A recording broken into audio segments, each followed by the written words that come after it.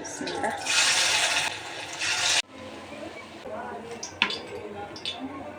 আজকে বানাবো আলু আর ডালের পাকোড়া। তো এখানে আমি আলু কুচি করে নিলাম। এইদিকে গতকালকে আমি পেঁয়াজু বানিয়েছিলাম, তো সেটা কিছুটা রয়ে গিয়েছিল। ভাবলাম যে এটা দিয়ে পাকোড়াটা বানাই। তো এখন আলুগুলো এর ভিতরে দিয়ে দিব।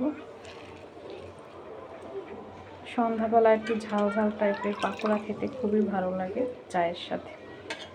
আজকে সন্ধ্যাবেলা চা আর এই পাকোড়া নাস্তা খাবো। এখানে আমি কাঁচামরিচ আর তার সাথে ধনিয়া পাতা অ্যাড করলাম। যেহেতু পেঁয়াজুর ডালের ভিতরে আমার সব কিছুই অ্যাড করা আছে। তারপরে অ্যাড করলাম ধনিয়ার গুঁড়া, লবণ আর মরিচের গুঁড়া। এটাকে আরও মচমচে করার জন্য আমি এখানে চালের গুঁড়া অ্যাড করলাম।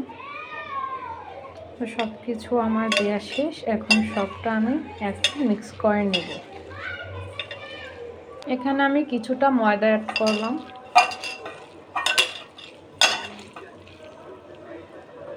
এখন ভেজে ফেলবো। এদিকে তেল গরম হয়ে গেছে। এক এক করে আমি পাকোড়াগুলো দিয়ে দিচ্ছি।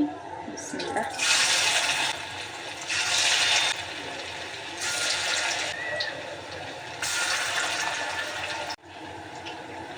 এই যে পাকোড়াগুলো আমি একদম লাল লাল করে ভেজে নিয়েছি।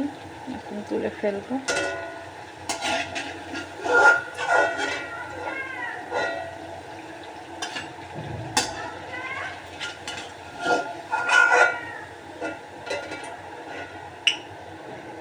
এখন আবার দিয়ে দিচ্ছি।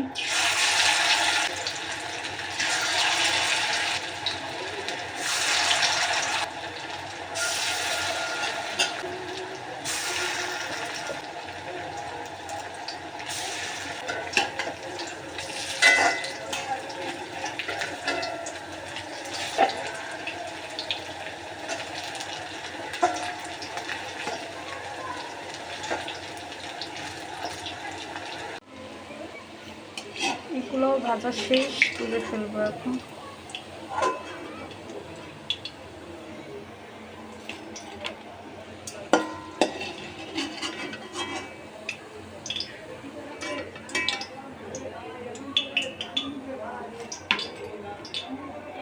এই হচ্ছে সন্ধ্যার নাস্তা। গরম গরম পাকোড়া খেতে বসে পড়লাম।